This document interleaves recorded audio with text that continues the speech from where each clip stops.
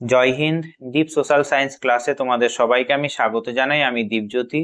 তোমরা যারা 2025 সালে মাধ্যমিক পরীক্ষায় উত্তীর্ণ হলে একাদশ শ্রেণীতে অর্থাৎ 11 ক্লাসে ভর্তি হবে ফার্স্ট সেমিস্টারে এবং ইতিহাস, ভূগোল এবং রাষ্ট্রবিজ্ঞান সাবজেক্ট নেবে ভেবেছো, অর্থাৎ পলিটিক্যাল সায়েন্স, হিস্ট্রি, জিওগ্রাফি নেবে ভেবেছো, তাদের জন্য আমি প্র্যাকটিক্যাল সহ, ভূগোলের প্র্যাকটিক্যাল সহ, ইতিহাস এবং রাষ্ট্রবিজ্ঞানের সম্পূর্ণ ক্লাস এবং তার এমসিকিউ প্রশ্ন প্র্যাকটিস আমি আমার এই চ্যানেলে করাবো।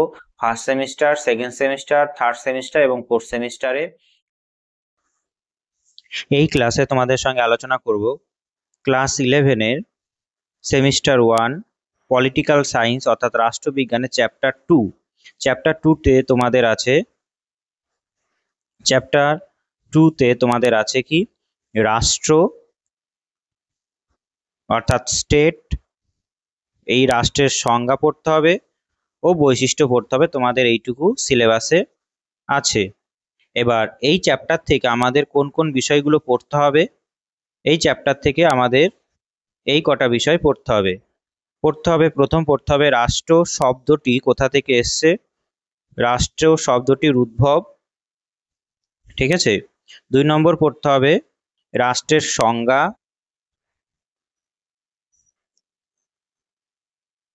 3 নম্বর আমাদের পড়তে হবে রাষ্ট্রের বৈশিষ্ট্য।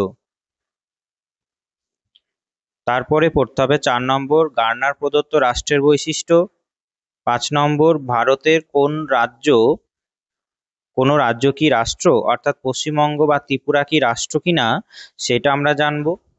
সম্মিলিত জাতিপুঞ্জকে রাষ্ট্র বলা যায় কিনা, এবং রাষ্ট্র সরকারের মধ্যে কি সম্পর্ক, অর্থাৎ এই চ্যাপ্টার থেকে আমাদের এই কটা টপিক আমাদের কভার করতে হবে। আমি তোমাদের প্রথম অধ্যায় রাষ্ট্রবিজ্ঞানের প্রকৃত পরিধি সম্পর্কে ক্লাস করিয়েছি এবং সেই চ্যাপ্টার থেকে প্রশ্নও করিয়েছি। তোমরা প্লেলিস্টে গিয়ে দেখতে পারো। আজকে দ্বিতীয় অধ্যায়, এই একটা ক্লাসে তোমাদের ধারণা করিয়ে দেব এই দ্বিতীয় অধ্যায় রাষ্ট্র কি, রাষ্ট্র সম্পর্কে যে বিষয়বস্তুগুলো পড়বো সেইগুলো, ঠিক আছে। তোমরা যদি আগের ক্লাস না দেখে থাকো প্লেলিস্টে গিয়ে দেখো, ক্লাসগুলো সাজানো আছে। এই ভিডিও ডেসক্রিপশনেও আমি লিংক দিয়ে দেব ওই আগের রাষ্ট্রবিজ্ঞানের চ্যাপ্টারের ভিডিও, ঠিক আছে। তবে প্রথমে আজকে আমরা যাই ভূমিকা, অর্থাৎ যে চ্যাপ্টারটা পড়বো সেই চ্যাপ্টারটা সম্পর্কে একটু জেনে নিই। দেখো, চ্যাপ্টারটার টাইটেলই হলো রাষ্ট্র, ঠিক আছে। চ্যাপ্টারটা টাইটেল কি রাষ্ট্র। রাষ্ট্র অর্থাৎ রাষ্ট্রকে ইংরেজিতে বলা হয় স্টেট, ঠিক আছে। এই স্টেট আসলে কি, এই স্টেট আসলে কি, ঠিক আছে। একজন রাষ্ট্রবিজ্ঞানী আছে গার্নার, তিনি কি বলেছেন যে রাষ্ট্রকে কেন্দ্র করেই রাষ্ট্রবিজ্ঞানের সূচনা ও সমাপ্তি। আমরা যে সাবজেক্টটা পড়ছি রাষ্ট্রবিজ্ঞান, গার্নার কি বলেছে, গার্নার বলেছে রাষ্ট্রবিজ্ঞানের সূচনা ও সমাপ্তি রাষ্ট্রকে কেন্দ্র করে, ঠিক আছে। অর্থাৎ রাষ্ট্রবিজ্ঞানের আলোচনায় রাষ্ট্র ছাড়া কিছু নেই, বোঝা গেছে। তাই আমাদের অবশ্যই রাষ্ট্রবিজ্ঞানের একজন স্টুডেন্ট হিসাবে রাষ্ট্র সম্পর্কে জানা উচিত, খুব ভালো রকম ভাবে জানা উচিত। কি করে একটা রাষ্ট্র তৈরি হলো, রাষ্ট্রের বৈশিষ্ট্য কি, কোন কোন বৈশিষ্ট্যগুলো যদি থাকে তবেই তাকে রাষ্ট্র বলবো, সেগুলো সম্পর্কে আমাদের জানতেই হবে, ঠিক আছে। তাই রাষ্ট্রবিজ্ঞানের স্টুডেন্ট হিসাবে রাষ্ট্রবিজ্ঞান জানা জরুরি, রাষ্ট্রবিজ্ঞানের স্টুডেন্ট হিসাবে রাষ্ট্র কি সেটা জানা জরুরি।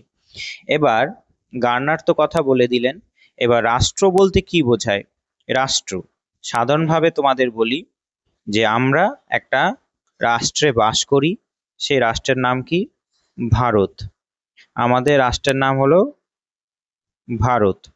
কিন্তু তোমাদের মনে রাখতে হবে যে ভারত নামক যে রাষ্ট্র সেটা তৈরি হয়েছে 1947 সালের পরেই, 1947 সালে 15ই আগস্টের পরে, ঠিক আছে। তাই এটা মনে রাখবে যে রাষ্ট্র কোনো একটা নির্দিষ্ট ভূখণ্ড তো অবশ্যই, রাষ্ট্রের কি থাকবে? রাষ্ট্রের একটা নির্দিষ্ট ভূখণ্ড থাকবে, যেমন আমাদের ভারতের আছে। ঠিক আছে, রাষ্ট্রের নির্দিষ্ট ভূখণ্ড থাকবে, একটা নির্দিষ্ট বাউন্ডারি থাকবে। তারপর অবশ্যই সেই রাষ্ট্রে আমরা যেমন জনগণ, কোন একটা রাষ্ট্রের অবশ্যই কি থাকবে? জনগণ থাকতে হবে। ঠিক আছে, জনগণ থাকার সঙ্গে সঙ্গে জনগণ যাতে সঠিক পথে সঠিকভাবে পরিচালনা করতে পারে, রাষ্ট্রকে এগিয়ে নিয়ে যেতে পারে, তার জন্য জনগণ তার নিজের পছন্দ মতো একটা সরকারও ঠিক করে। সরকার, সরকারকে ইংরেজিতে বলা হয় গভর্নমেন্ট। ঠিক আছে, সরকারকে ইংরেজিতে বলা হয় গভর্নমেন্ট। এবার সরকার বলতে কোনো একজন ব্যক্তিকে বোঝায় না। সরকার বলতে কোনো একজন ব্যক্তিকে বোঝায় না। সরকার বলতে বোঝায় তিনটে বিষয়কে। একটা হলো শাসন বিভাগকে, শাসন বিভাগ। 2 নম্বর বোঝায় বিচার বিভাগ, বিচার বিভাগটা সবার শেষে দেব। শাসন বিভাগ, আইন বিভাগ, আর আরেকটা বিভাগ হলো বিচার বিভাগ। অর্থাৎ কোন একটা রাষ্ট্র হতে গেলে নির্দিষ্ট ভূখণ্ড লাগবে, জনগণ লাগবে, সরকারও লাগবে। ঠিক আছে, আর অবশ্যই 3 নম্বর বৈশিষ্ট্য হওয়ার পরে 4 নম্বর বৈশিষ্ট্য আমি লিখছি। 4 নম্বর বৈশিষ্ট্য হলো সার্বভৌমত্ব। সার্বভৌমত্ব অর্থাৎ কোন একটা রাষ্ট্র অবশ্যই তার সার্বভৌমত্ব থাকবে। সার্বভৌমত্ব বলতে সাধারণ ভাষায় আমরা যদি বলি, এর ইংরেজি হলো সোভার্জিনিটি। ঠিক আছে, তোমাদের ইংরেজি পরে পরিচয় করাবো আরো।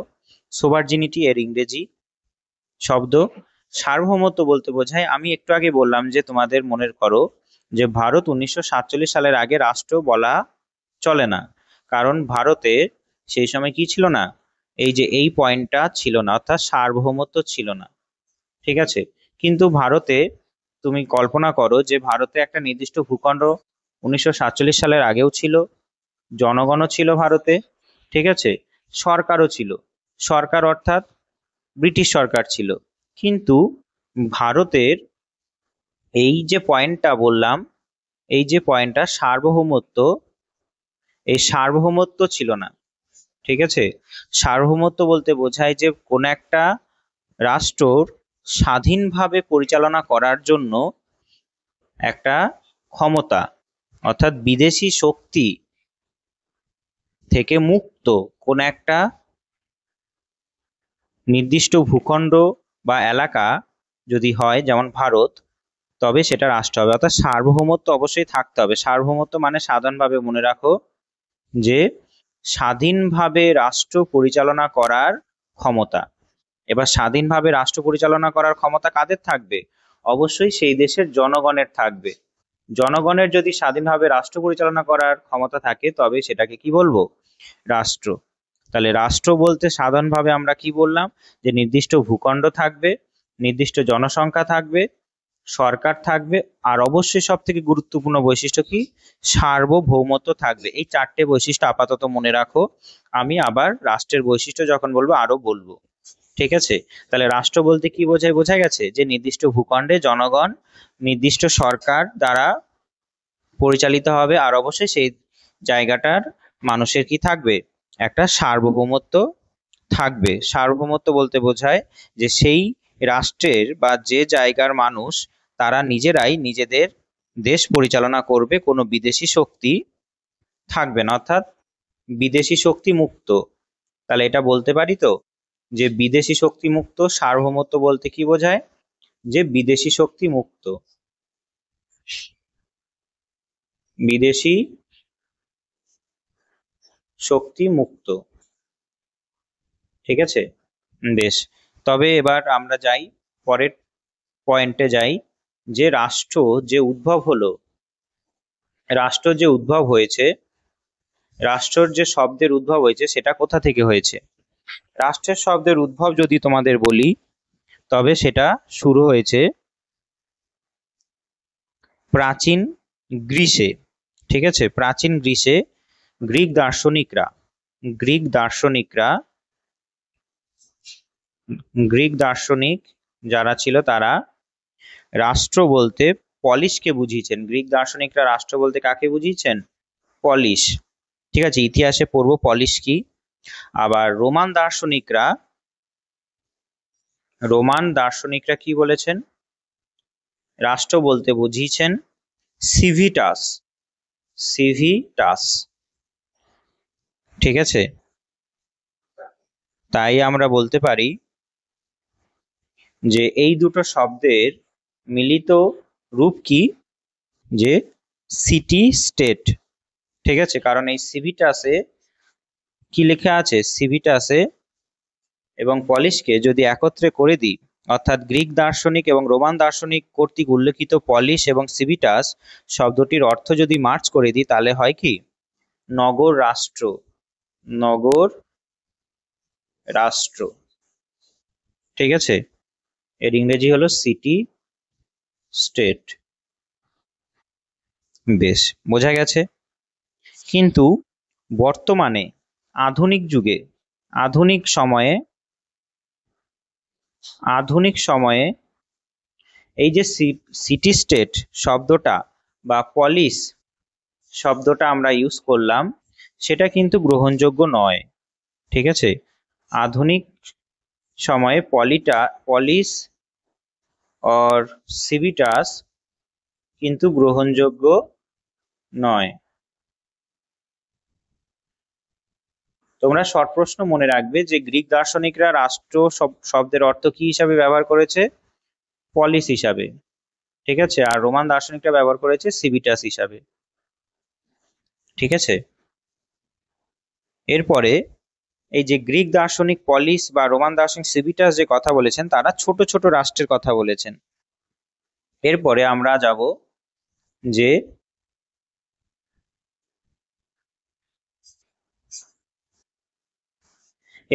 যাব যে সর্বপ্রথম বৃহৎ রাষ্ট্রের কথা বলেছেন। বৃহৎ রাষ্ট্রের কথা কে বলেছে? কারা বলেছে? রাষ্ট্রের কথা বলেছে টিউটনরা। ঠিক আছে, টিউটনরা।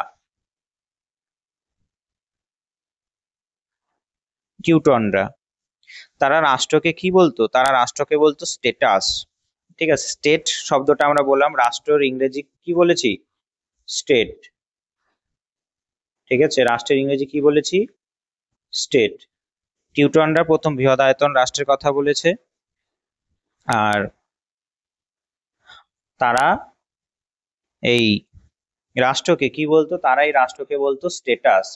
টিউটনরা রাষ্ট্রকে কি বলতো? স্টেটাস। ঠিক আছে, তোমরা হোয়াটসঅ্যাপে স্টেটাস দাও, সেই স্টেটাস নয়, এই স্টেটাস আলাদা। আর এই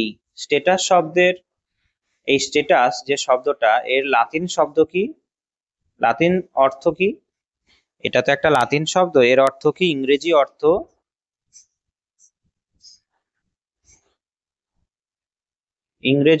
কি? ইংরেজি অর্থ হলো স্টেট।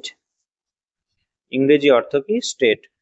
বৃহদায়তন রাষ্ট্রের কথা বলেছে টিউটনরা, এর ল্যাটিন অর্থ কি? ল্যাটিন শব্দ হলো স্টেটাস, আর ইংরেজি শব্দের অর্থ কি? স্টেট। ঠিক আছে, তাহলে টিউটনরা কি করেছে? বোঝা গেছে যে বৃহদায়তন রাষ্ট্রের কথা প্রথম বলেছে। বেশ, এরপরে যদি বলি যে প্রথম রাষ্ট্র যে শব্দটা প্রয়োগ করেছে, রাষ্ট্র শব্দটা প্রথম প্রয়োগ করেছে কে? রাষ্ট্র শব্দটা প্রথম প্রয়োগ করেছে ষোড়শ শতাব্দী। রাষ্ট্র শব্দটা প্রথম ব্যবহার করেছে ষোড়শ শতাব্দী।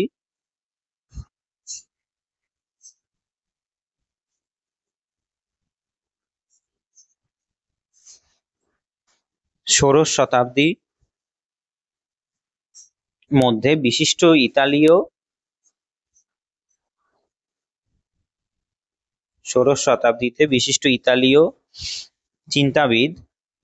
চিন্তাবিদ নাম কি?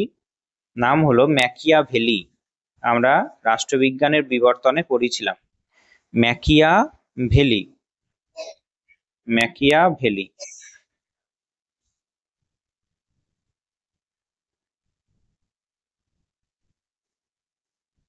ম্যাকিয়াভেলি সর্বপ্রথম এই রাষ্ট্র শব্দটা প্রথম ব্যবহার করেছেন। ম্যাকিয়াভেলি তাহলে প্রথম রাষ্ট্র শব্দটা প্রথম ব্যবহার করেছে। ঠিক আছে, তার বইয়ের নাম ছিল একটা, বইয়ের নামটা পরীক্ষায় দেবে মনে রাখবে, আমরা রাষ্ট্রবিজ্ঞানের বিবর্তনেও পড়েছিলাম। তার বইয়ের নাম ছিল দ্য প্রিন্স। The Prince. ঠিক আছে, তার বইয়ের নাম ছিল কি? The Prince. বেশ, তবে রাষ্ট্র শব্দটা সব থেকে তারপরেই বেশি করে ব্যবহার হওয়া শুরু হয়। বোঝা গেছে? তাহলে রাষ্ট্র কি, রাষ্ট্র শব্দের উদ্ভব কি করে হলো সেটা বোঝা গেল। প্রথমে গ্রিক দার্শনিকরা করেছিল, তারপরে রোমান দার্শনিকরা করলো সিভিটাস হিসাবে। আর এই দুটোর মানে হলো নগর রাষ্ট্র। আধুনিক পলিস বা সিভিটাস গ্রহণযোগ্য নয়।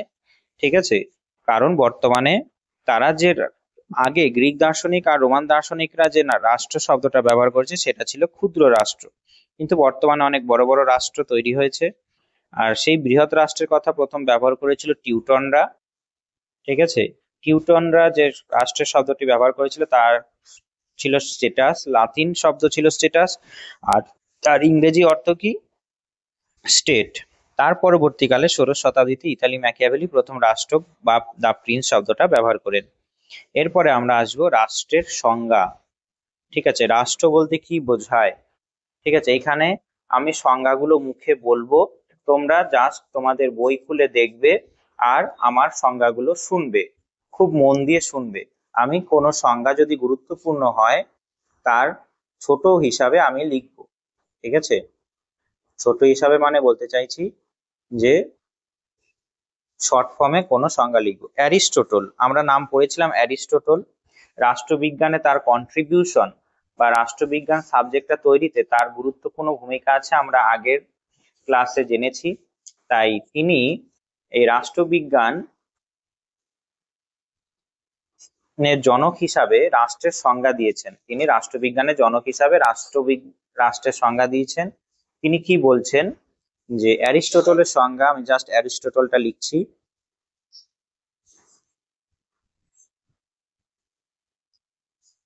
অ্যারিস্টটল বলছে যে পূর্ণাঙ্গ ও স্বয়ং সম্পূর্ণ জীবনযাপনের উদ্দেশ্যে, পূর্ণাঙ্গ এবং স্বয়ং সম্পূর্ণ জীবনযাপনের উদ্দেশ্যে গঠিত কয়েকটি পরিবার ও গ্রামের সমষ্টি হলো রাষ্ট্র। অর্থাৎ মানুষের বসবাসের উপযোগী এমন একটা জায়গা এবং জীবনযাপন করার জায়গা যেখানে কি থাকে? কয়েকটি পরিবার ও গ্রামের সমষ্টি। কি থাকে? কয়েকটি পরিবার ও গ্রামের সমষ্টি থাকে। ঠিক আছে, বেশ। সিসেরো কি বলছেন? ২ নম্বরে সিসেরো। সিসেরো সিসেরো বলছেন যে রাষ্ট্র হলো বহু ব্যক্তির সমষ্টি যারা অধিকারের সাধারণ ধারণার ভিত্তিতে পারস্পরিক সুযোগ সুবিধা গ্রহণের জন্য সমষ্টিবদ্ধ হয়। অর্থাৎ সিসেরো বলছে যে বহু ব্যক্তি, এখানে কি থাকে? রাষ্ট্রতে বহু ব্যক্তি থাকে, নিজেদের যে সাধারণ অধিকার আছে সেই অধিকারগুলো এবং সুযোগ সুবিধা গ্রহণ যাতে হয় তার জন্য তারা সমষ্টিবদ্ধ হয়। বহু ব্যক্তি অধিকার পাওয়ার জন্য,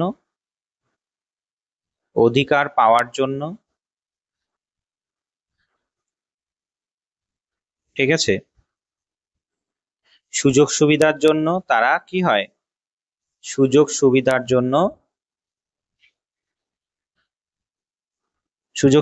জন্য সমষ্টিবদ্ধ হয়। বোঝা গেছে? এরপরে আমরা আরেকটা সংজ্ঞায় যাব।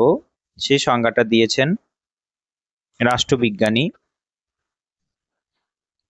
বোদিন, বা বাংলায় বলা হয় বোদা।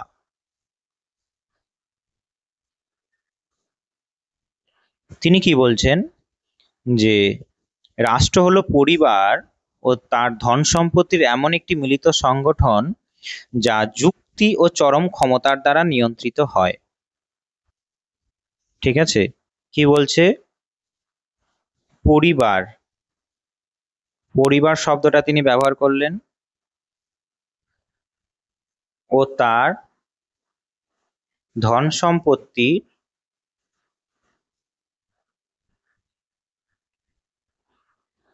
এমন একটি মিলিত সংগঠন, এমন একটি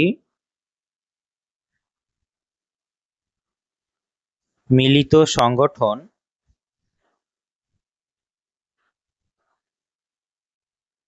যা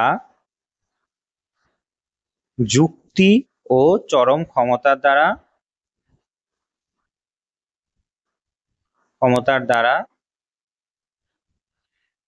নিয়ন্ত্রিত হয়। ঠিক আছে, বোধা এরকম সংজ্ঞা দিলেন।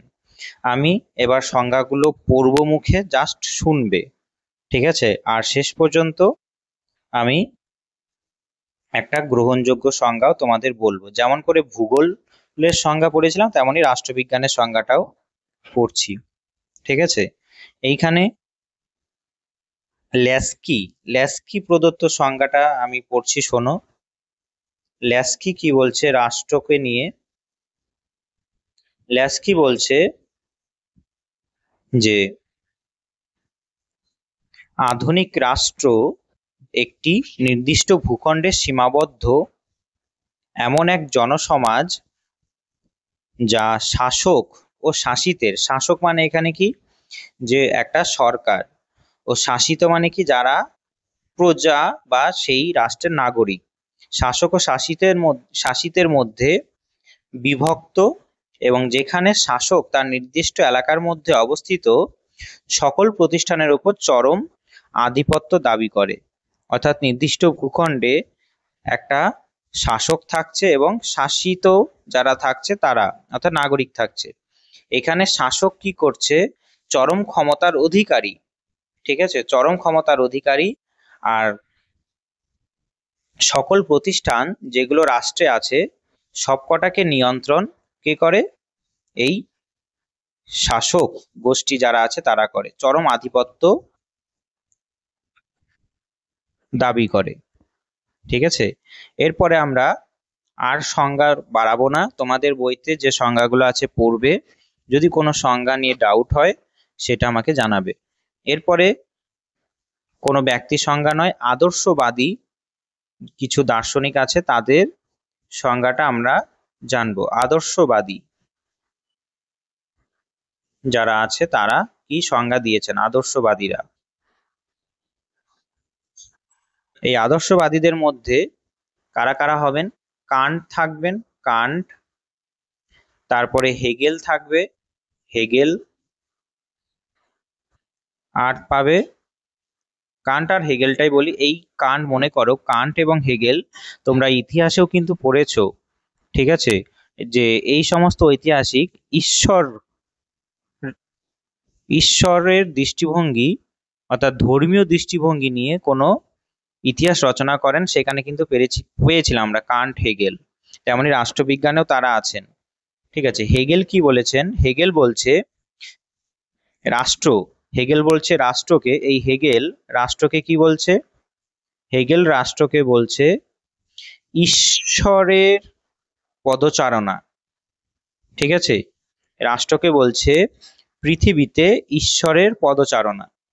কি বলছে? পৃথিবীতে ঈশ্বরের পদচারণা, ঈশ্বরের পদচারণা। ঠিক আছে, এটা কি বলছে? হেগেল। এবার কান্ট তেমন কিছু বলেনি।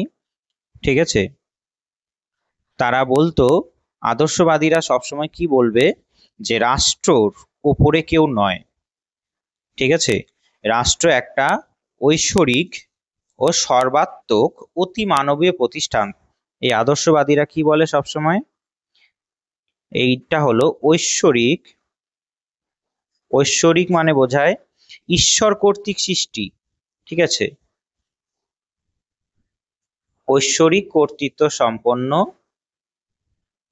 কর্তৃত্ব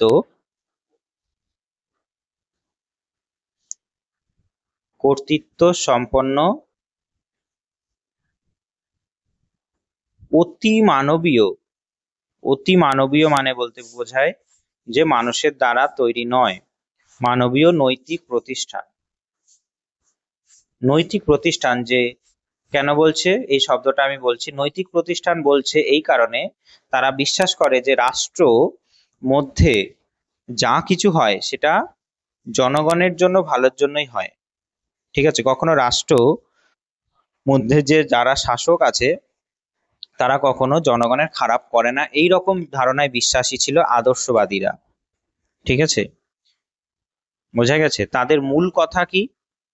আদর্শবাদীদের মূল কথা, আদর্শবাদীদের মূল কথা কি পরীক্ষায় দেবে, শুনবে ভালো করে। ঠিক আছে, আদর্শবাদীরা বলে যে মানুষের অপরিহার্য, যেমন জল অপরিহার্য তেমনি মানুষের অপরিহার্য, চূড়ান্ত, স্বাভাবিক ও আদর্শ প্রতিষ্ঠান হলো রাষ্ট্র। তাই রাষ্ট্রের মধ্যেই মানুষের সার্থকতা, রাষ্ট্রের প্রতি আনুগত্য প্রদর্শন করায় ব্যক্তির অবশ্য পালনীয় কর্তব্য, রাষ্ট্রের বিরুদ্ধাচরণ করা পাপ। ঠিক আছে, মূল কথা কি বলছে? যে রাষ্ট্রের প্রতি আনুগত্য প্রদর্শন করা জনগণের কর্তব্য। ঠিক আছে, রাষ্ট্রের প্রতি আনুগত্যের কথা বলে, রাষ্ট্রের প্রতি আনুগত্য,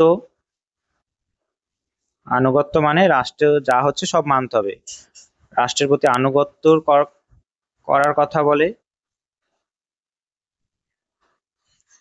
ঠিক আছে, 2 নম্বর তারা কি বলে? 2 নম্বর বলে যে রাষ্ট্রের বিরুদ্ধাচরণ করা পাপ, রাষ্ট্রের বিরুদ্ধাচরণ করা, বিরুদ্ধাচরণ করা করা পাপ। তাহলে এই রকম দৃষ্টিভঙ্গিতে তারা বিশ্বাসী। ঠিক আছে, এর পরবর্তীকালে আরো অনেকজন এই আদর্শবাদীতে বিশ্বাসী ছিল। তাদের নাম কি কি হবে আমি এখানে লিখছি, তাদের নাম হবে ফিকটে, 2 নম্বর হবে ট্রিস্কে। এরা আদর্শবাদীতে বিশ্বাসী। তোমরা মনে করো 9 ক্লাসে পড়েছিলে যে দৈব রাজতন্ত্রের ধারণা, সেখানেও কিন্তু পেয়েছিলে যে রাজার বিরুদ্ধাচরণ করা পাপ, কারণ রাজা নাকি ঈশ্বর প্রদত্ত ক্ষমতা ভোগ করছে। তাই এখানেও আদর্শবাদীরা বলে যে রাষ্ট্রের প্রতি কোন একটা ব্যক্তির আনুগত্য প্রদর্শন করা অবশ্য পালনীয় কর্তব্য, অবশ্য পালনীয় কর্তব্য। রাষ্ট্রের যদি কেউ বিরুদ্ধাচরণ করে তার পাপ, সেটা হলো তার পাপ। ঠিক আছে, তাই এই যে ভাবনা চিন্তা, এটা অনেকটা প্রাচীন ভাবনা চিন্তা। ঠিক আছে, এটা অনেকটা কি প্রাচীন, এটা কি প্রাচীন মতবাদ। ঠিক আছে, রাষ্ট্র সম্পর্কে আদর্শবাদীরা কারা কারা ছিল? কান্ট, হেগেল, পরবর্তীকালে ফিকটে, ট্রিটস্কেও আসে। তারা বলতো যে এটা একটা ঐশ্বরিক কর্তৃত্ব সম্পন্ন অতি মানবীয় নৈতিক প্রতিষ্ঠান, জনগণের উচিত সেই রাষ্ট্রের ওপর আনুগত্যর কথা বলে, আর রাষ্ট্রের বিরুদ্ধাচরণ করাও পাপ এরকম বলে। অর্থাৎ আদর্শবাদীদের মতে রাষ্ট্র হলো এটা। ঠিক আছে, এরপরে আসবে 6 নম্বর উদার নীতিবাদীদের সংজ্ঞা। 6 নম্বর আসবে উদারনীতিবাদীদের সংজ্ঞা।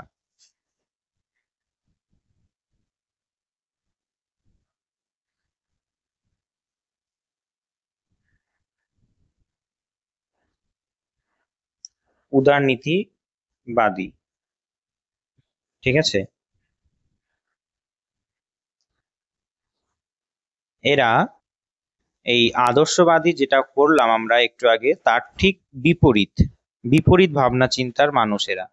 ঠিক আছে, এখানে কারা কারা হবে সেই দার্শনিকদের নাম এবং ব্যক্তিদের নাম আমি লিখছি। দেখো, বেনথাম হবে, এই রাষ্ট্রবিজ্ঞানীদের নাম মনে রাখবে, দেবে কিন্তু পরীক্ষায় যে রাষ্ট্রবিজ্ঞানের উদারনীতিবাদী সংজ্ঞা কারা কারা দিয়েছে। তারপর হবে জেমস মিল, জেমস মিল হবে। তারপরে হবে জন স্টুয়ার্ট মিল, জেমস মিল, জন স্টুয়ার্ট মিল।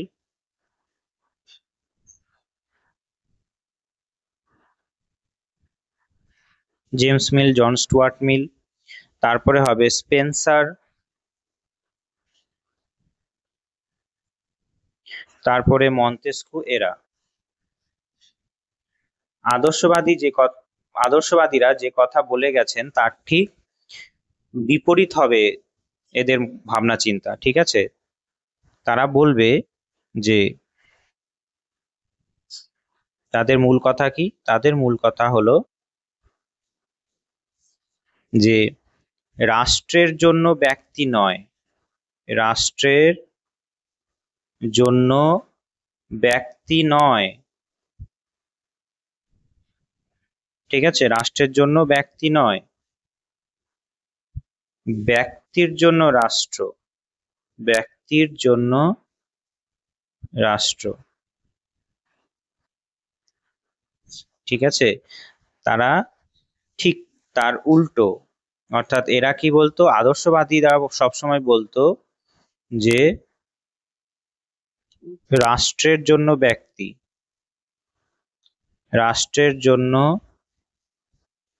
ব্যক্তি, ব্যক্তির জন্য রাষ্ট্র নয়। তাই আদর্শবাদীরা উদারনীতিবাদের ঠিক উল্টো, আর উদারনীতিবাদীরা আদর্শবাদীদের উল্টো, ঠিক আছে, বিষয়টা বোঝা গেল। অর্থাৎ উদারনীতিবাদ, আদর্শবাদ দুটো আলাদা মেরুর চিন্তা ভাবনার মানুষ, ঠিক আছে। তারা এটাও বলেন, তারা আর কি বলেন, 2 নম্বর বলছি শোনো, তারা এটাও বলেন যে ব্যক্তির স্বাধীনতা ও সম্মান রক্ষা, ব্যক্তি সুখ শান্তির ব্যবস্থা করা, এসবের জন্যই নাকি রাষ্ট্রের সৃষ্টি হয়েছে। তাই কি বলছে, বলছে ব্যক্তির স্বাধীনতা, ব্যক্তির স্বাধীনতা, তারপরে সম্মান রক্ষা,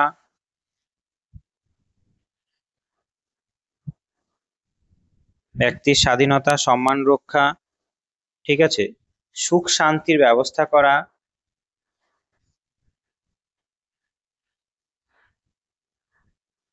ব্যবস্থা করা, এর জন্যই নাকি রাষ্ট্রের সৃষ্টি হয়েছে, ঠিক আছে। তারপরে এই মূল উদারনীতিবাদের একজন ব্যক্তি, ঠিক আছে, স্টুয়ার্ট মিল কি বলছে, স্টুয়ার্ট মিল বলছে যে রাষ্ট্রের মূল লক্ষ্য হলো ব্যক্তির উন্নতি সাধন। রাষ্ট্রের মূল লক্ষ্য কি, কোন একটা ব্যক্তির নৈতিক উন্নতি সাধন, ঠিক আছে, নৈতিক উন্নতি সাধন, এইটা হলো উদারনীতিবাদীদের মূল কথা, যে ব্যক্তির নৈতিক উন্নতি সাধন, ঠিক আছে। তবে উদারনীতিবাদী বোঝা গেল। তারপরে আবার অনেকজন বলেছে উদারনীতিবাদী থেকেই, বলেছে সব সময় কোন একটা ব্যক্তি শুধু স্বাধীনতা নিশ্চিত করা নয়, রাষ্ট্রের কোনো ব্যক্তির স্বাধীনতা নিশ্চিত করা নয়, রাষ্ট্রের লক্ষ্য স্বাধীনতা নিশ্চিত করা নয় কোন একটা ব্যক্তির, সেই স্বাধীনতাকে যাতে আরো উন্নত করে ব্যক্তিকে সর্বোচ্চ সুখের ব্যবস্থা করা যায়, সেটাই হলো রাষ্ট্রের লক্ষ্য, ঠিক আছে। তাহলে আর একটা লক্ষ্য এখানে লিখি, যে রাষ্ট্রের লক্ষ্য কি বলছে, রাষ্ট্রের লক্ষ্য হলো,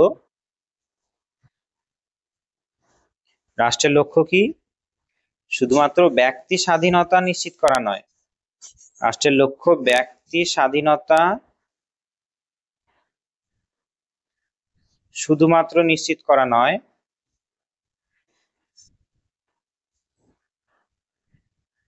নিশ্চিত করা নয়,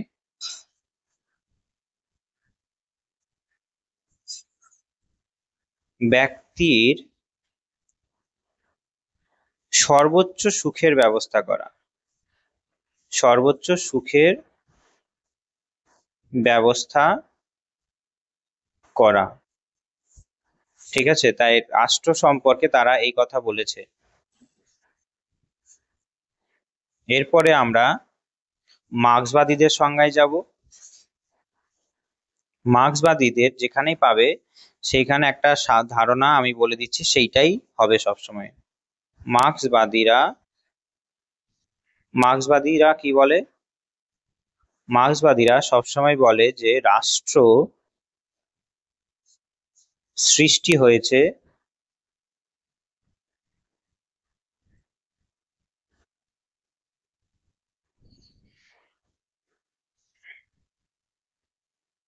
সমাজের নিচুতলার মানুষকে শোষণ করার জন্য। অর্থাৎ রাষ্ট্র কি? মার্ক্সবাদীদের মতে রাষ্ট্র হলো শ্রেণী শোষণের যন্ত্র। মার্ক্সবাদীদের মতে রাষ্ট্র হলো শ্রেণী শোষণের যন্ত্র। ঠিক আছে, বেশ। এরপরে গার্নার কি বলছে? সব জায়গায় একই কথা আসবে, রাষ্ট্র হলো শ্রেণী শোষণের যন্ত্র, বিশেষ কিছু অভিজাত মানুষ দ্বারা সবসময় নাকি জনগণ যারা আছে তারা নাকি অত্যাচারিত হয়। 8 নম্বরে পাবো গার্নার প্রদত্ত সংজ্ঞা। গার্নার খুব গুরুত্বপূর্ণ ব্যক্তি। তিনি কি বলছেন? গার্নার বলছেন, তার একটা বইয়ের নাম আছে, সেটা অবশ্যই মনে রাখবে তোমরা। সে বইটা লিখছি, পলিটিক্যাল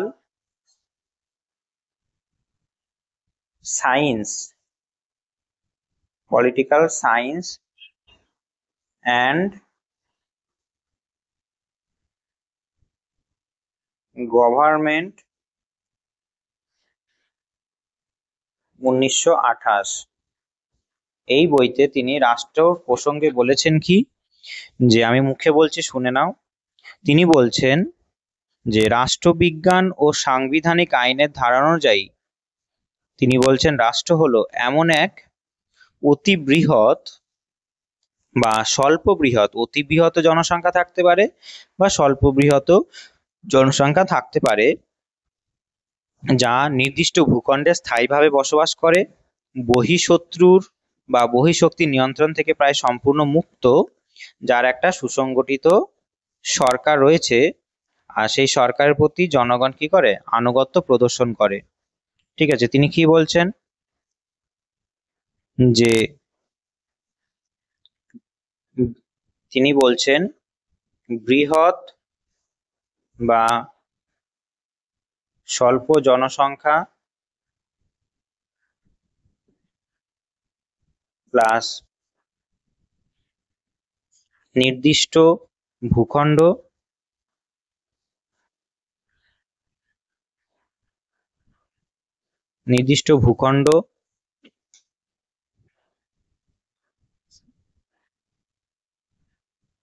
স্থায়ীভাবে বসবাস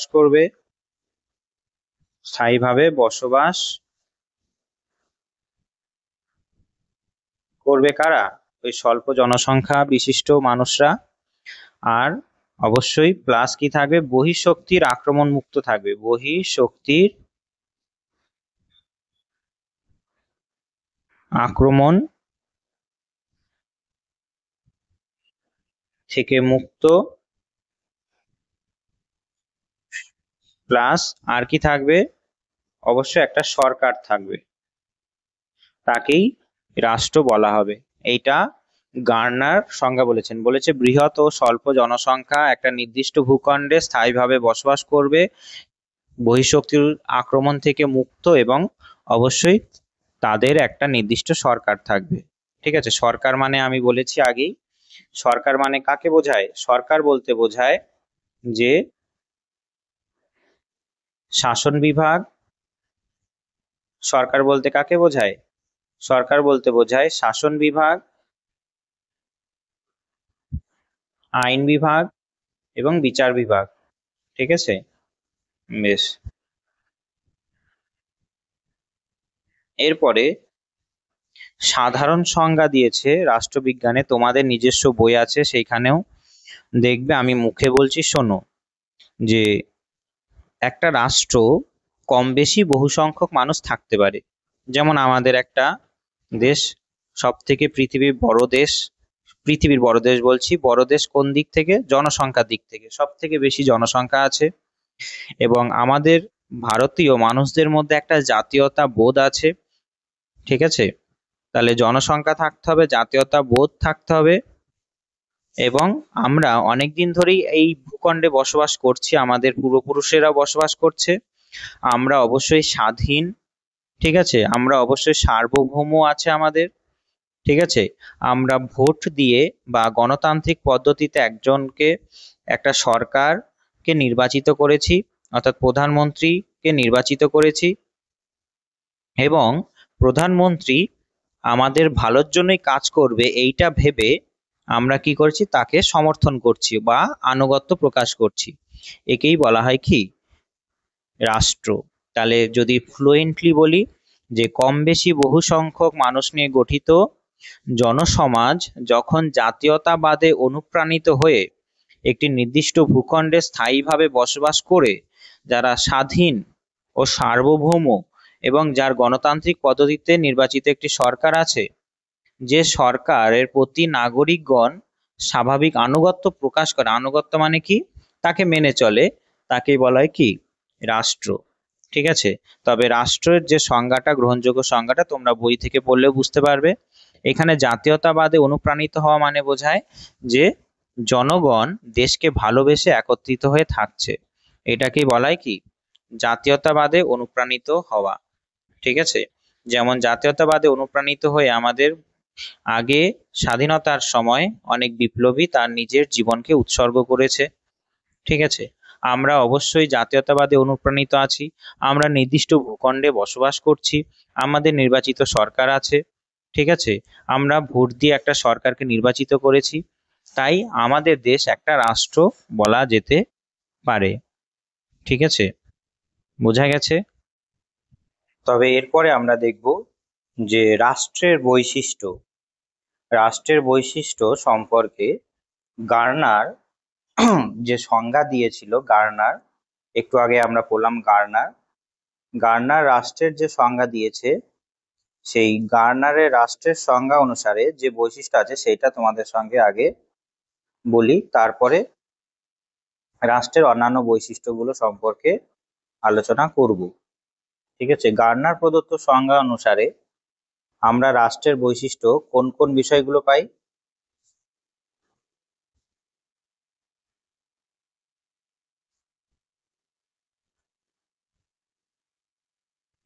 গার্নার প্রদত্ত সংজ্ঞা অনুসারে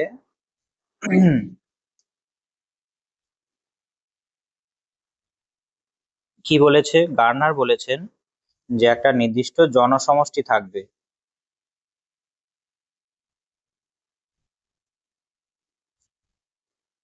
জনসমষ্টি, ঠিক আছে? নির্দিষ্ট জনসমষ্টি থাকবে। 2 নম্বর বলেছে যে অবশ্যই নির্দিষ্ট জনসংখ্যা থাকবে, নির্দিষ্ট জনসংখ্যা।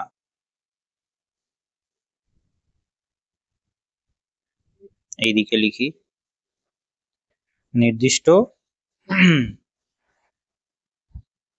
কি হলো,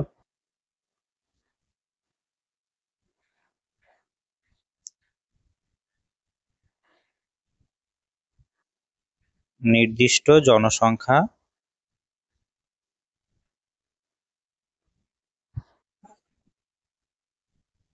নির্দিষ্ট জনসংখ্যা থাকবে। ঠিক আছে? 3 নম্বরে থাকবে, বলেছে যে সরকার, অবশ্যই রাষ্ট্রের একটা কি থাকবে, সরকার থাকবে। ঠিক আছে? আর 4 নম্বরে বলেছে যে সার্বভৌমত্ব, সার্বভৌমত্ব থাকবে। ঠিক আছে? তবে রাষ্ট্রের যে বৈশিষ্ট্য, গার্নার প্রদত্ত যে বৈশিষ্ট্যগুলো আছে সেই কটা পরীক্ষায় কিন্তু দেবে, বলবে যে কোনটা গার্নারের বৈশিষ্ট্য নয়। একটা বললাম গার্নারের রাষ্ট্র বৈশিষ্ট্য হিসাবে বলেছে জনসমষ্টি থাকবে, নির্দিষ্ট জনসংখ্যা থাকবে, সরকার থাকবে, সার্বভৌমত্ব থাকবে। কিন্তু আধুনিক রাষ্ট্রবিজ্ঞানীরা আরো চারটে, এই বৈশিষ্ট্য ছাড়াও তিনটি বৈশিষ্ট্যের কথা বলেছে। আধুনিক রাষ্ট্রবিজ্ঞানীরা তিনটি বৈশিষ্ট্যের কথা বলেছে আরো, ঠিক আছে, তিনটি বৈশিষ্ট্যের কথা বলেছে। সে বৈশিষ্ট্যগুলো কি কি? 4 নম্বর হলো, সরি 4 নম্বর নয়, 5 নম্বর হলো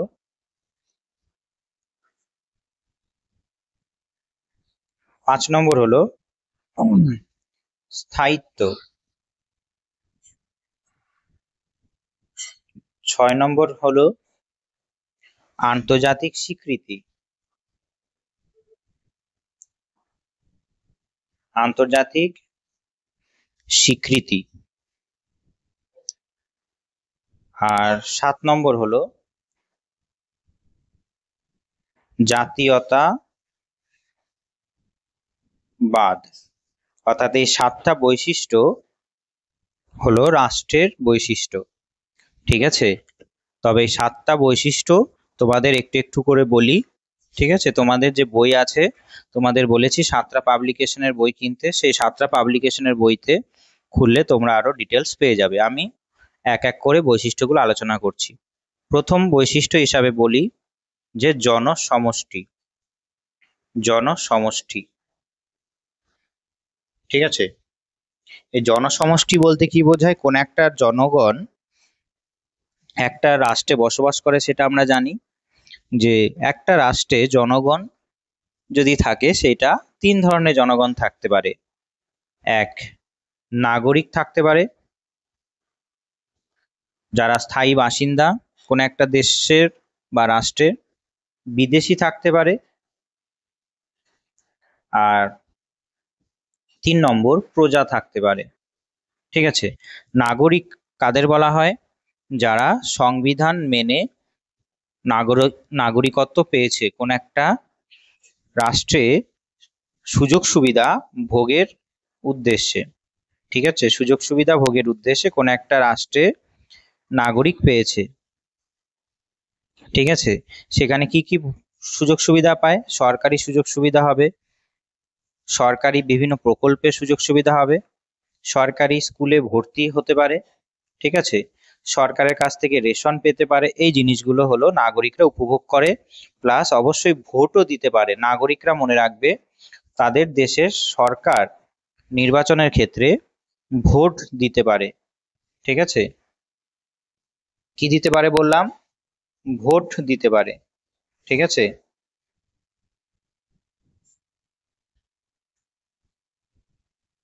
ভোট দিতে পারে, ঠিক আছে।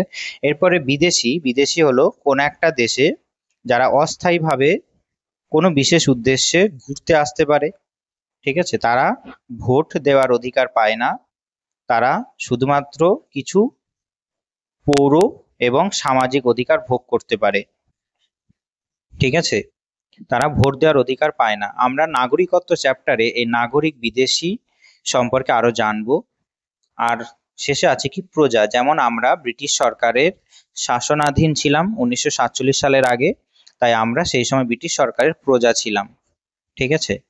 বেশ, তাহলে জনসমষ্টি 3 ধরনের জনসমষ্টি হয়। এবার প্রশ্ন আসে, রাষ্ট্রবিজ্ঞানীরা বলেছেন, প্রশ্ন তুলেছেন, এই জনসমষ্টির আয়তন কতখানি হবে? আয়তন কতখানি হবে, ঠিক আছে।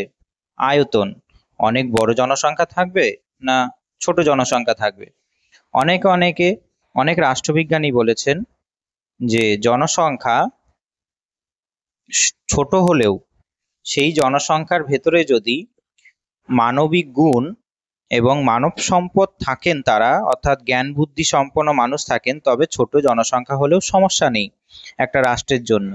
কিন্তু কোনো রাষ্ট্রে জনসংখ্যা প্রচুর আছে, আবার সেই জনগণ কোনো রকম শিক্ষিত নয়, বুদ্ধিমানও নয়, তবে সেই জনগণ রাষ্ট্রের জন্য ভালো নয়। কিন্তু আবারও কিছু রাষ্ট্রবিজ্ঞানী বলেছে যে জনগণ প্রচুর থাকছে, অর্থাৎ অনেক জনসংখ্যা থাকছে, তারা জ্ঞান বুদ্ধি সম্পন্ন মানুষ, তবে সেই রাষ্ট্র কিন্তু ভালো, ঠিক আছে। জনগণ দেশের জন্য ভালো কখন? যখন তারা জ্ঞানবোধ সম্পন্ন বুদ্ধিমান হবে, ঠিক আছে, রাষ্ট্রের গঠনের কাজে ভাগীদারি হবে, তবেই জনগণ সেই রাষ্ট্রের জন্য কি হবে, সুবিধার একটা জিনিস হবে। সুবিধা অর্থাৎ রাষ্ট্রকে এগিয়ে নিয়ে যেতে গেলে কি লাগে, জনগণ তো লাগেই। তাই তারা শিক্ষিত বুদ্ধিমান হলে রাষ্ট্রের জন্যই ভালো। তাই কিছু রাষ্ট্রবিজ্ঞানী স্বল্প জনসংখ্যাকেও সমর্থন করেছে। কিছু রাষ্ট্রবিজ্ঞানী স্বল্প জনসংখ্যা যে সমর্থন করেছে তার পেছনেও যুক্তি আছে, বলেছে বেশি জনসংখ্যা হলে দেশে খাদ্যের চাহিদা বাড়বে, দূষণ বাড়বে, এই সমস্ত কথা বলেছে। আবার কিছু রাষ্ট্রবিজ্ঞানী বলেছেন যে জনসংখ্যা বৃদ্ধি থাকলেও, বেশি থাকলেও তারা যদি শিক্ষিত হয় ভালো। ঠিক আছে। তাই আগেকার সময়ে, ঠিক আছে, পূর্বে অ্যারিস্টটল এবং প্লেটোর সময়ে, প্লেটোর সময়, ঠিক আছে,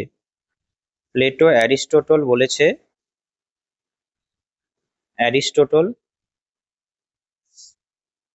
বলেছে, স্বল্প জনসংখ্যা বিশিষ্ট রাষ্ট্রই নাকি ভালো। প্লেটো বলেছে স্বল্প জনসংখ্যা বিশিষ্ট রাষ্ট্রই নাকি আদর্শ এবং ভালো। ঠিক আছে। তারপরে রুশ স্বল্প জনসংখ্যাকে বলেছে, স্বল্প জনসংখ্যাকে সমর্থন করেছে। ঠিক আছে। আর রুশো কি বলেছে, রুশো বলেছে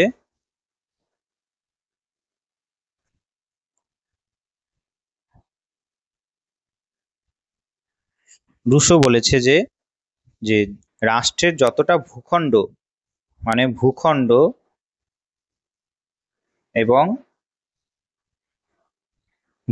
এবং জনসংখ্যার মধ্যে একটা সামঞ্জস্য বিধানের কথা বলেছে, জনসংখ্যার সামঞ্জস্য। ঠিক আছে, সামঞ্জস্য, জনসংখ্যার সামঞ্জস্যর কথা বলেছে। তাই রুশোর কথাটাও ঠিক আছে, যেমন আয়তন তেমন জনসংখ্যা থাকবে। ঠিক আছে, যেমন আয়তন তেমন জনসংখ্যা। ঠিক আছে, যেমন আয়তন তেমন জনসংখ্যা।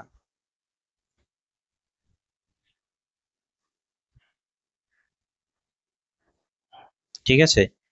এরপরে আরো বলি, এরা কি বলেছে, এরা বলেছে যে স্বল্প জনসংখ্যা এবং জনসংখ্যার সঙ্গে একটা সামঞ্জস্য বিধানের কথা বলেছে। প্লেটো অ্যারিস্টটল বলছে যে জনসংখ্যা কতর কথা বলেছে, জনসংখ্যা বলেছে যে 4 থেকে 5,000 জন হলেই নাকি অনেক ভালো। 4,000 থেকে 5,000 জনের জনসংখ্যার কথা বলেছে। ঠিক আছে, সরি, 5 থেকে 10, 4 থেকে 5 নয়, 5 থেকে 10,000-এর মধ্যে বলেছে। এরা কি, এরা হলো সাধারণ সনাতনী ভাবনা, সনাতনী মানে বলতে চাইছে সাবেকি মতামত। এরা কি মতামত দিয়েছে, আগেকার সময়ের দার্শনিক ছিল তো, তাই এটা কি, যে প্রাচীন মতামত এটা সম্পর্কে। ঠিক আছে, এটা সম্পর্কে কি সনাতনী বা প্রাচীন মতামত। ঠিক আছে, প্রাচীন মতামত। এরপরে আধুনিক ধারণা অর্থাৎ আধুনিক রাষ্ট্রবিজ্ঞানীরা কি বলেছে, এটা হলো 1 নম্বর গেল সনাতনী ভাবনা। 2 নম্বর বলেছে যে আধুনিক ধারণা, আধুনিক ধারণা।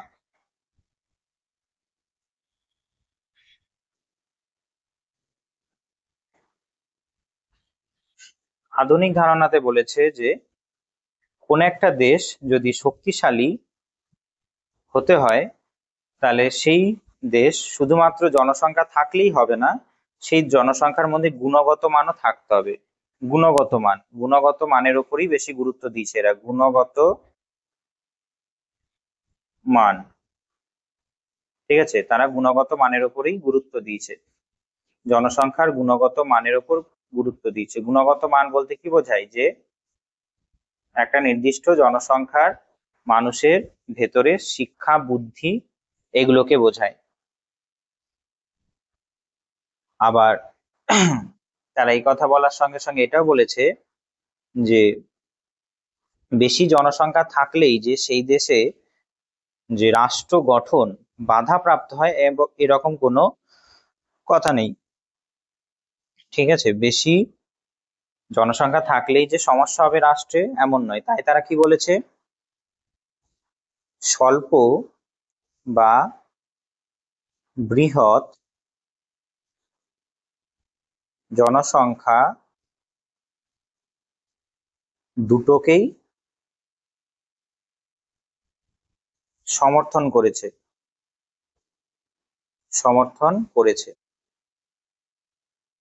ঠিক আছে, বেশ। এরপরে বর্তমানে আরেকটা প্রচলিত আছে কি, কাম্য জনসংখ্যা। কাম্য জনসংখ্যা এখানে কি বলেছে, এখানে ভূগোলেও একটা পাবে। কাম্য জনসংখ্যা মানে কি, যে যেমন সম্পদ থাকবে দেশে তেমনি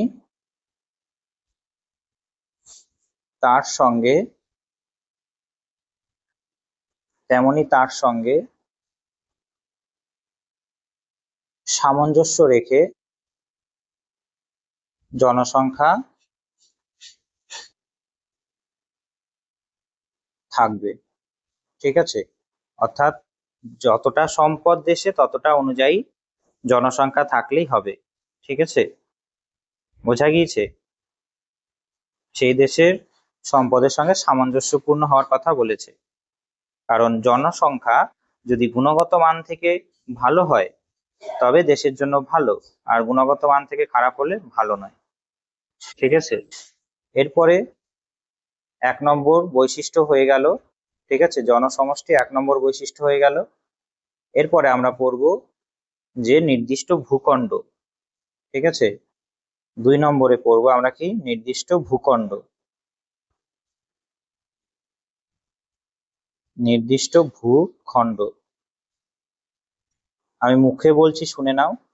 কোন একটা দেশ, কিছু ব্যক্তি, রাষ্ট্রবিজ্ঞানী নির্দিষ্ট ভূখণ্ড হিসাবে বলেছেন যে যদি কোনো দেশের বড় ভূখণ্ড থাকে তাহলে ভালো। আবার হ্যাঁ, এইখানে আরেকটা কথা বলে নি, যে জনসমষ্টি নিয়ে এই আধুনিক রাষ্ট্রবিজ্ঞানীরা কিছু ছোট দেশের কথা বলেছেন, যেমন পানামা, ভ্যাটিকান সিটি, মোনাকো। এরা ক্ষুদ্র জনসংখ্যা বিশিষ্ট রাষ্ট্র হিসাবে আছে। আবার চীন, ভারত বিপুল জনসংখ্যা বিশিষ্ট রাষ্ট্র হিসাবেও কি করছে, অস্তিত্ব বজায় রেখেছে। ঠিক আছে, বেশ, এটা বলা হয়নি, বলে দিলাম। নির্দিষ্ট ভূখণ্ড বলতে বোঝাচ্ছে যে কোন একটা দেশের অবশ্যই একটা নির্দিষ্ট ভূখণ্ড থাকবে, সেই ভূখণ্ডের বিস্তৃতি বা আয়তন অবশ্যই যদি বড় হয় সেই দেশের জন্য ভালো হবে। তাই এখানে ট্রিটসকে একজন রাষ্ট্রবিজ্ঞানী কি বলেছে, ট্রিটসকে কি বলেছে,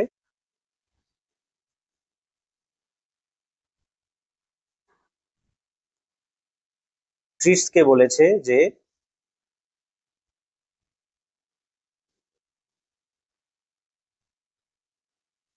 ট্রিটসকে বলেছে যে দেশের কোনো দেশের যদি জনসংখ্যা তো যেমন আছে আছে, কিন্তু ভূখণ্ড যদি ছোট হয়, ট্রিটসকে বলেছে ভূখণ্ড যদি ছোট হয় সেই দেশটা কি হবে, পাপের প্রতীক। তার মতে ক্ষুদ্র রাষ্ট্র, ট্রিটসকের মতে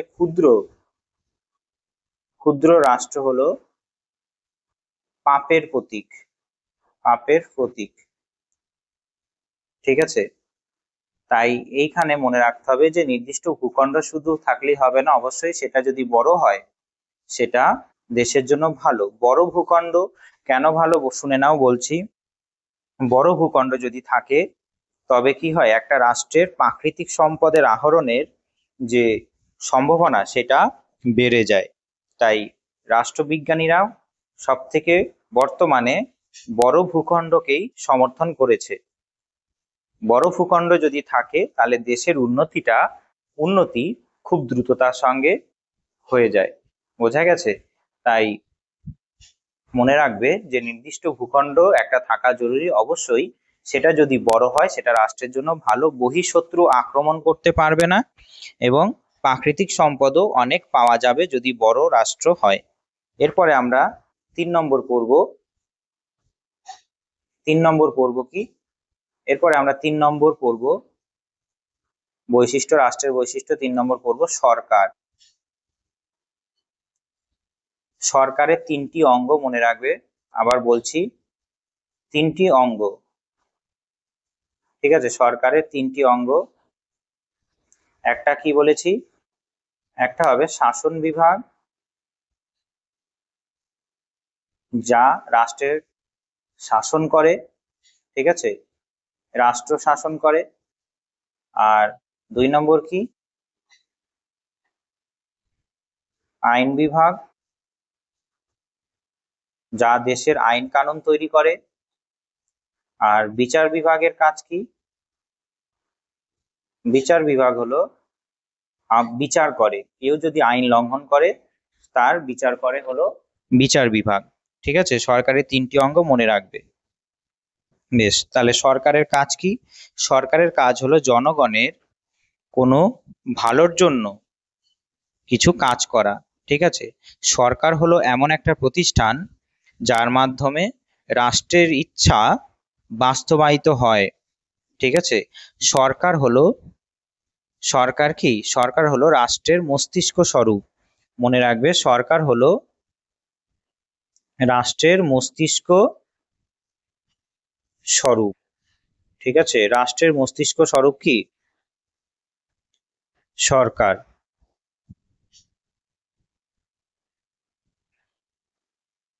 ঠিক আছে, মস্তিষ্ক স্বরূপ। বোঝা গেছে? সরকার হলো রাষ্ট্রের মস্তিষ্ক স্বরূপ। রাষ্ট্রের মস্তিষ্ক স্বরূপ হলো সরকার। ঠিক আছে, বেশ, সরকারের কাজ কি? প্রত্যেকটা জনগণের সঙ্গে শান্তি শৃঙ্খলা বজায় রেখে দেশকে সামনের দিকে এগিয়ে নিয়ে যাওয়া। ঠিক আছে, বেশ, সরকার হলো, তাহলে বুঝতে পারলাম সরকার কি। এবার সরকার বিভিন্ন সরকার হতে পারে, যেমন আমাদের দেশে গণতান্ত্রিক সরকার। ঠিক আছে, আমাদের দেশে কি গণতান্ত্রিক সরকার। চীনে একনায়কতন্ত্র সরকার, একজনই শাসন করে, সেখানে ভোট হয়, শুধুমাত্র একজনই ভোটে দাঁড়ায় আর জনগণকে সবাইকে ভোট দিতে হবে একজনকেই। তাই আমাদের দেশে গণতান্ত্রিক সরকার আছে, আমরা ভোট দিয়ে নির্বাচিত করছি আমাদের স্ব ইচ্ছায়। চীনে গণতান্ত্রিক সরকার নেই, সেখানে একনায়কতন্ত্র সরকার আছে। আর আমেরিকাতেও গণতান্ত্রিক সরকার আছে। ঠিক আছে, ভুটান আমাদের প্রতিবেশী রাষ্ট্র, সেখানে রাজা শাসন করে। বোঝা গেছে? তাই সরকারের বিভিন্ন রূপ আছে, পরের একদিন ক্লাসে আমরা আলোচনা করব। বেশ, এরপরে আমরা বৈশিষ্ট্য হিসাবে বলবো যে সার্বভৌমিকতা। এরপর আছে কি? 4 নম্বরে আছে সার্বভৌমিকতা।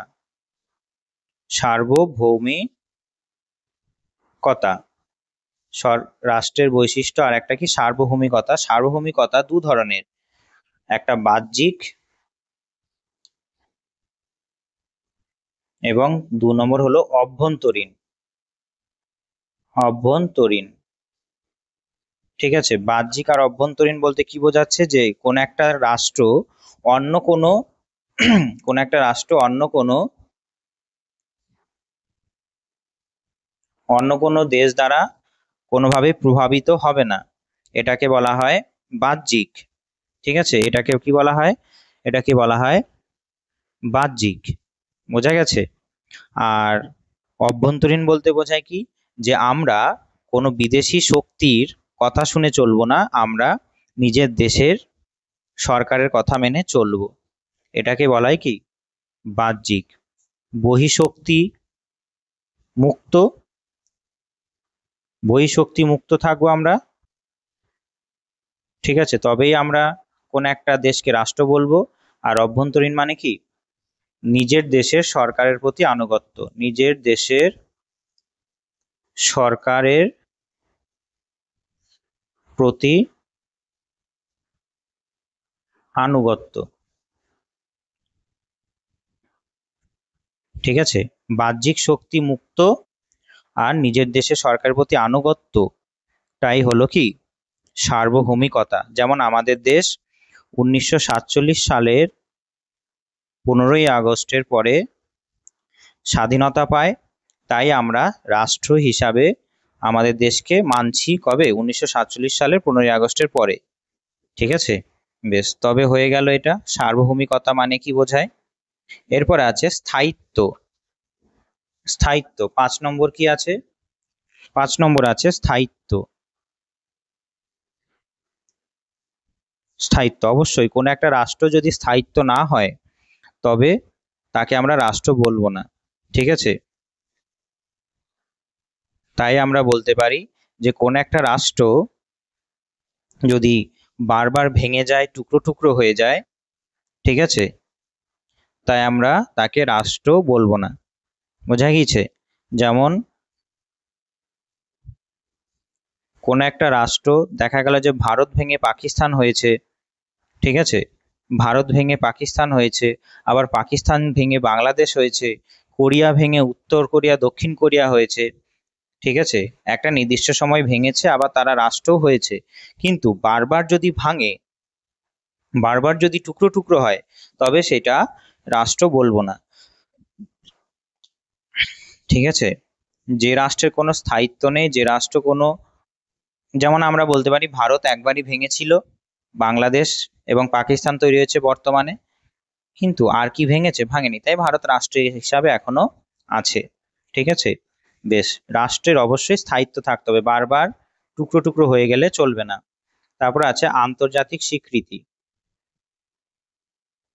আন্তর্জাতিক বুঝে নাও, আমি বলছি, বই থেকে পড়লেই বুঝে যাবে। ঠিক আছে, কোনো ডাউট থাকলে, বুঝতে অসুবিধা হলে কমেন্ট বক্সে জানাবে। আন্তর্জাতিক স্বীকৃতি বলতে বোঝায় কোন একটা দেশ তখনই রাষ্ট্র হবে, রাষ্ট্রবিজ্ঞানীরা বলছে, যে যখন সেই দেশকে স্বীকৃতি দেওয়া হবে। ঠিক আছে, বর্তমানে আমরা বলতে পারি যে মার্কিন যুক্তরাষ্ট্র আজকের যে চীন দেশ তাকে এখনো স্বীকৃতি দেয়নি। আবার বলতে পারি অথচ চীন কিন্তু একটা স্বাধীন সার্বভৌম রাষ্ট্র। আবার ইসরায়েলের কথা যদি বলি, ভিয়েতনামের কথা যদি বলি, অনেক দেশ তাকে কিন্তু এখনো স্বীকৃতি দেয়নি। তারপর তাইওয়ান, তাইওয়ানও আমাদের ভারত এখনো স্বীকৃতি দেয়নি।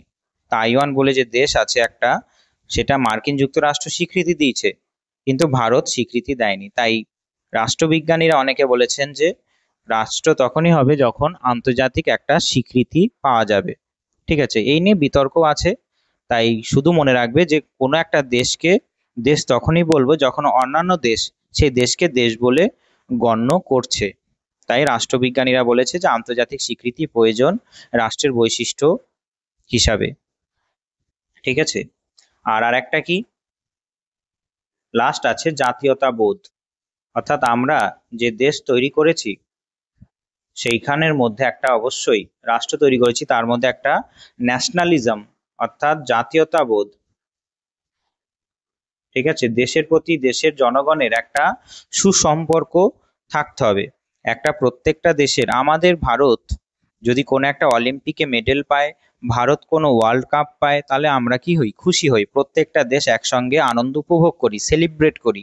আবার কোথাও কোনো দুর্ঘটনা হলে, অনেক ভারতীয় মানুষ যদি মারা যায়, ঠিক আছে, তাহলে আমরা দুঃখ প্রকাশ করি। তাই আমরা বলতে পারি আমরা হলো we the people of India. আমাদের সংবিধানের প্রস্তাবনায় বলেছে কি, we the people of India, আমরা ভারতের নাগরিক।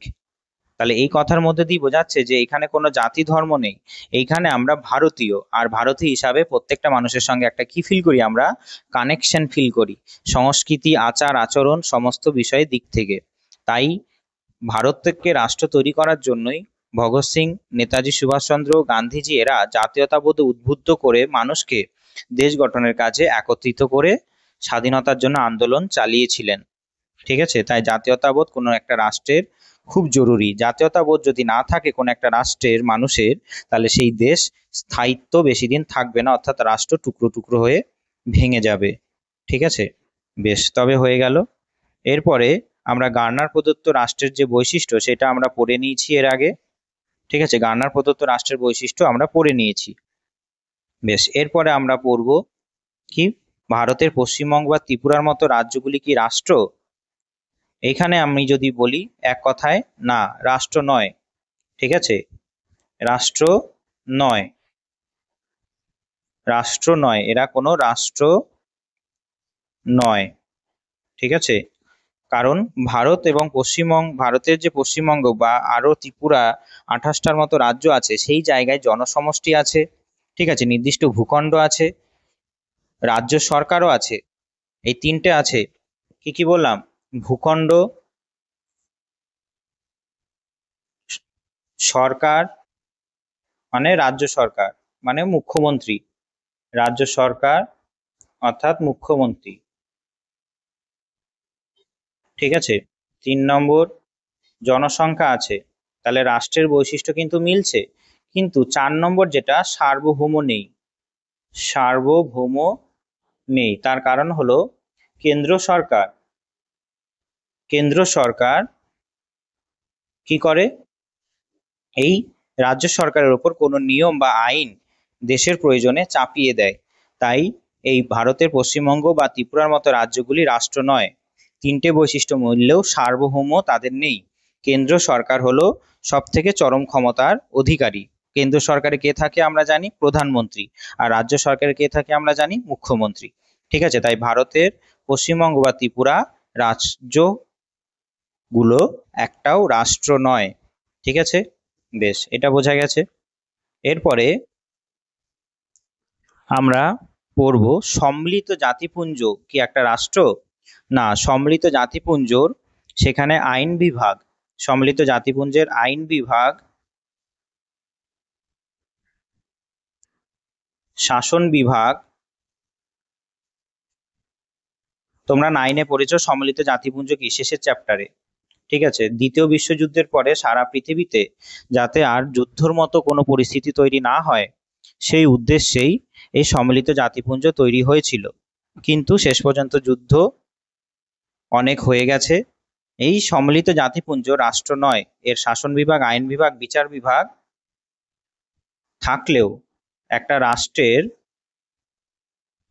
কিছু বৈশিষ্ট্য থাকলেও এটা কিন্তু সম্মিলিত জাতিপুঞ্জ কিন্তু একটা রাষ্ট্র নয়। কারণ এই সম্মিলিত জাতিপুঞ্জের সদস্য কারা হয়?